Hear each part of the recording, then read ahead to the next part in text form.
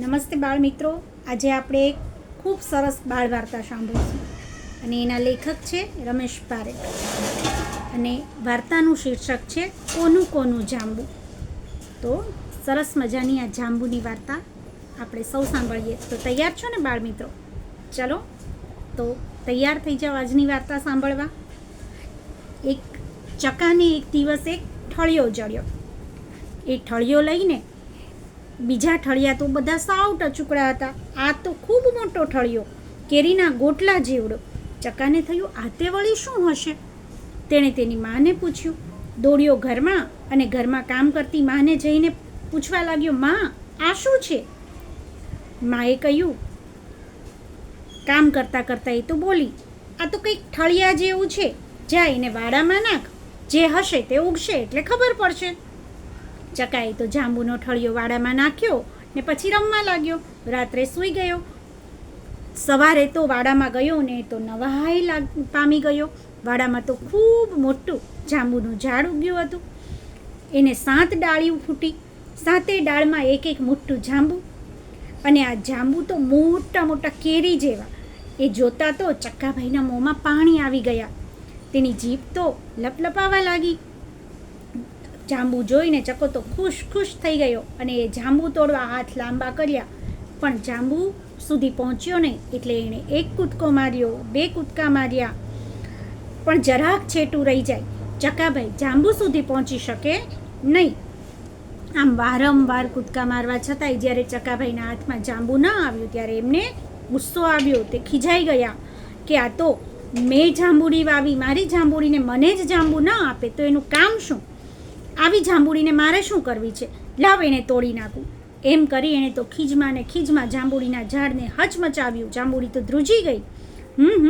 કરતા તે બોલી, અરે ચકા, સાંભળ વાત કહું, બોલ રે બોલ, કેટલા જાંબુ દઉં?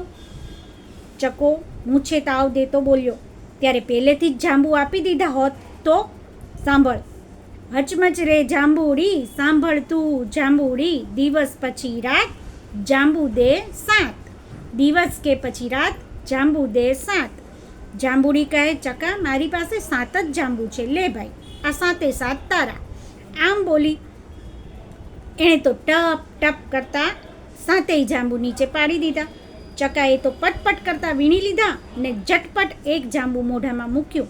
આહાહાહા, કેવું મીઠું, મધ જેવું. ચકાને તો ટેસ્ટ પડી ગયો.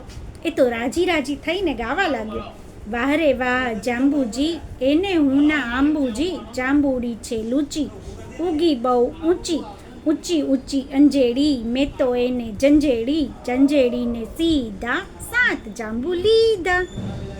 વળી એક બીજું જાંબુ મોઢામાં નાખ્યું. આહાહાહા, આ તો સાકરનો કટકો જ જોઈ લો. બીજું જાંબુ તો માંડ ખવાયું.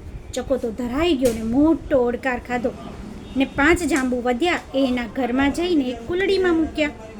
મોય દાંડિયો લઈ તે શેરીમાં રમવા ચાલ્યો ગયો.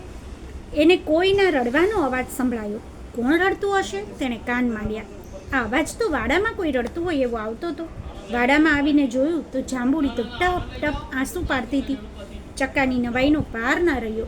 એણે પૂછ્યું, જાંબુડી બેન કેમ રડો છો? જાંબુડી કહે, રોવ નહીં તો શું કરું? ખિસકોલી આવે એને જાંબુ ભાવે, આવી હતી આજે જાંબુ ખાવા કાજે, મેં કહ્યું બાપુ જાંબુ ક્યાંથી આપું, 7 જાંબુ સીધા ચક્કાએ લઈ લીધા. એમ વાત છે કે જાંબુ નથી એકે. ખિસકોલીને એકેય જાંબુ મળ્યું નહીં એટલે તે રોઈને કહેવા લાગી, અરર માડી, તમે ના પાડી, મારા બચ્ચા નાના, રાખું કેમ છાના, એને લાગી ભૂખ, મારે કેવું દુઃખ, હવે ક્યાં જઈશ, બચ્ચાને શું કહીશ? જાંબુડી કહે, બિચારી ખિસકોલી તો રડતી એ ભૂખી ને એના બચ્ચાય ભૂખ્યા, આજે શું ખાશે? મારી પાસે જાંબુ હોત તો એને એક જાંબુ આપત. ચકા, બધા જાંબુ તો તે લઈ લીધા છે. અરે રે, ખિસકોલીને એના બચ્ચા ભૂખ્યા ટળવળશે? ચકાને તો દયા આવી ગઈ. તે કહે, ખિસકોલી તો મારી પણ દોસ્ત છે, એ ભૂખી રહે ને એના બચ્ચા ભૂખ્યા રહે એ તો મને પણ ન ગમે. ઊભા રહો જાંબુડી બેન, મારી પાસે 5 જાંબુ વધ્યા છે, એમાંથી એક જાંબુ હું ખિસકોલી માટે લાવી આપું. જાંબુડી કહે, લાવી દે ને ભાઈ, તો તારા જેવું બીજું કોઈ નહીં. ચકો તો દોડતો ઘરમાં ગયો જાંબુ લઈને આવ્યો ને જાંબુડીને આપ્યું. જાંબુડીએ ખિસકોલીને સાથ પાડ્યો. ખિસકોલી બેન, લ્યો આ તમારું જાંબુ. ખિસકોલી તો કૂદતી આવી. જાંબુડીએ તેને જાંબુ આપ્યું ને રાજી થઈ ગઈ. ચકાને થયું, વાહરે, મેં એક જાંબુ આપ્યું ત્યાં તો કેટલા બધા જણ ખુશ થયા. ખિસકોલી ખુશ થઈ, એના બચ્ચા ખુશ થયા, જાંબુડી ખુશ થઈને હું ખુશ. એણે જાંબુડીને કહ્યું, જાંબુડી બેન, મને હવે રોજ 6 જાંબુ આપજો. 7મું જાંબુ આ ખિસકોલીને આપજો. જાંબુડી તો રાજી થઈને બોલી, વાહ ચકા, તું તો ખૂબ ભલો છે. આ સાંભળી ચકો રાજી થયો. એવામાં ઘરમાંથી માં બોલી, એ ચકા, તારું નાવાનું પાણી કાઢ્યું છે, જટ આવ. ચકો તો નાવા માટે ઘરમાં ગયો ને હજુ નાવા બેસે જ ત્યાં તો ફરીથી વાડામાંથી કોઈના રડવાનો અવાજ સંભળાયો. ચકાને થયું, અરે વળી પાછું કોણ રડે છે? એ ઉઠીને વાડામાં આવ્યો. જુએ તો જાંબુડી ફરી ટપ આંસુ પાડીને રડે. ચકાએ પૂછ્યું, જાંબુડી બેન, કેમ રૂઓ છો? જાંબુડી રડતા બોલી, રડું નહીં તો શું કરું? ચકલી બેન આવે એને જાંબુ ભાવે, આવી હતી આજે જાંબુ ખાવા કાજે. મેં કહ્યું, બાપુ જાંબુ ક્યાંથી આપું? 7 જાંબુ સીધા ચકાએ લઈ લીધા. આ સાંભળી ચકલી પણ ચોધારાસુએ રડી પડીને કહેવા લાગી, અરર માડી, તમે ના પાડી, મારા બચ્ચા નાના, રાખું કેમ છાના? એને લાગી ભૂખ, મારે એનું દુઃખ, હવે ક્યાં જઈશ? બચ્ચાને શું દઈશ? જાંબુડી બોલી, બિચારી ચકલી પણ રડતી ગઈ. એ ભૂખીને એના બચ્ચાએ ભૂખ્યા. આજે એ શું ખાશે? મારી પાસે જાંબુ હોત તો એને એક જાંબુ આપત. ચકા બધા જાંબુ તો તે લઈ લીધા. અરે રે, ચકલીને એના બચ્ચા હવે ભૂખ્યા ટળવળશે. ચકાને ફરી દયા આવી. ચકલી તો મારી પણ દોસ્ત છે, ભૂખી રહે ને એના બચ્ચા પણ ભૂખ્યા રહે, એ તો મને ન ગમે. ઊભા રહો જાંબુડી બેન, મારી પાસે 4 જાંબુ વધ્યા છે, એમાંથી એક જાંબુ આપી દઉં, એ તમે ચકલીને આપો. જાંબુડી કે, હા લાવી દો ને ભાઈ, તો તમારા જેવું કોઈ નહીં. ચકો તો દોડતો ઘરમાં ગયો, જાંબુ લઈ આવ્યો, જાંબુડીને આપ્યું ને જાંબુડીએ ચકલીને સાદ આપ્યો. ચકલી બેન, લ્યો આ તમારું જાંબુ. ચકલી તો ઉડતી આવી.